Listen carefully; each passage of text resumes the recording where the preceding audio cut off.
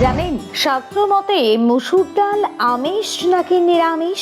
অনেকেই বলেন মসুর ডাল আমিষ। এটা কি সত্যিই কুসংস্কার নাকি এর পেছনে রয়েছে কোনো যুক্তিসঙ্গত কারণ? মসুর ডাল খেয়ে কি আদেও পুজো করা যায়? পৌরাণিক কাহিনী অনুযায়ী জানেন কি কেন মসুর ডালকে আমিষ বলা হয়? এ বিষয়ে ভারত সেবাশ্রম সংঘের অন্যতম স্বামীজি স্বামী বিপ্রনন্দ মহারাজ খুব সুন্দর একটা ব্যাখ্যা দিয়ে বুঝিয়েছেন। জানুন। বাঙালি হিসেবে মসুর ডালকে আমিষ খাবারের তকমা দেওয়ার একটা রীতি বহুদিন ধরেই প্রচলিত। কোনো প্রাণী হত্যা না হলেও প্রাণীজ প্রোটিন না হয়েও আমিষ খাবার হিসেবে গণ্য হয় এই ডাল। ফলে বিশেষ বিশেষ ক্ষেত্রে নিষিদ্ধ হয়ে যায় মসুর ডালের ব্যবহার। নিরামিষ ভোজীরা খাদ্য তালিকায় ভুলেও রাখতে চান না এই ডাল। এমনকি পুজোর যে কোনো রান্না বা ভোগেও সম্পূর্ণ নিষিদ্ধ মসুর ডাল। কিন্তু জানেন কি মসুর ডালের সঙ্গে এই আমিষ তকমা লাগার কারণটা কি? কেনই বা পুজোর বিশেষ দিনে অথবা নিরামিষ ভোজীরা এই ডাল খেতে চান না? চলুন আজ আপনাদের জানিয়ে দিই সেই অজানা কারণগুলো। সঙ্গে জানুন আমিষ এবং নিরামিষ খাবার প্রসঙ্গে কি বলেছেন ঠাকুর শ্রী রামকৃষ্ণ। কেন আমিষ বলা হয় এই মসুর ডালকে? মসুর ডালের জন্ম নিয়ে নানান ধরনের বিতর্ক রয়েছে। আজ এই ভিডিওতে আমিষ নিরামিষ প্রসঙ্গে আমরা দুটি কারণের কথা আপনাদেরকে জানাবো। এক, পৌরাণিক কারণ।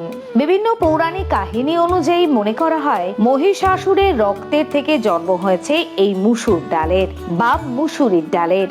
আবার অনেকে মনে করেন কামধেনুর রক্তের থেকে জন্ম এই ডালের। কথিত রয়েছে পুরাকালে এক ঋষির আশ্রমে কিছু কাল যাবৎ এসেছিল কামধেনু নামক স্বর্গের এই শ্রেষ্ঠ গরু এবং সেই ঋষির নির্দেশ মতো সমস্ত কাজকর্ম করতেও পারত এই গরুটি। অত্যাশ্চর্য এই গরুর ব্যাপারে জানতে পেরে সেই অঞ্চলে রাজা কামধেনুকে চুরি করার চেষ্টা করেন, কিন্তু এ তো আর সেই সাধারণ গরু নয়। তাই রাজার লোক আশ্রমে কামধেনুকে চুরি করতে আসা মাত্রই সারা আশ্রম জুড়ে দৌড়ঝাঁপ শুরু করে, ছোটাছুটি শুরু করে সেই কামধেনু। ফলস্বরূপ রাজা আশ্রম আক্রমণের নির্দেশ দেন এবং আহত হয় কামধেনু। মনে করা হয় এই সময় কামধেনু নামক গরুটির রক্ত থেকেই জন্ম হয় মসুর ডালের। তাই সনাতন ধর্মে একে আমিষ খাবার হিসাবে উল্লেখ করা হয়।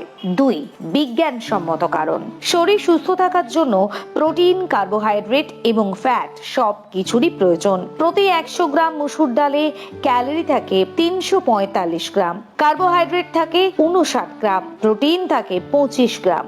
অর্থাৎ মাছ, মাংস বা ডিমের মতো প্রোটিনের এতটাই প্রাধান্যের জন্য অনেকে মসুর ডালকে আমিষ বলে গণ্য করে থাকেন। তবে আমিষ আহার গ্রহণ করে কি পুজো করা উচিত আদেও? সুপ্রাচীন কাল থেকে আমাদের হিন্দু ধর্মীয় শাস্ত্রে দুটি মতের প্রচলন রয়েছে। একটি মত অনুযায়ী ঈশ্বরের পুজো করতে গেলে অবশ্যই নিরামিষ আহার গ্রহণ করতে হবে। অন্য মত অনুযায়ী আধ্যাত্মিক পথে ভগবানকে পাওয়ার জন্য নির্দিষ্ট খাদ্য বাধ্যতামূলক নয়, শুধুমাত্র একনিষ্ঠ ভক্তি বা শ্রদ্ধাই যথেষ্ট।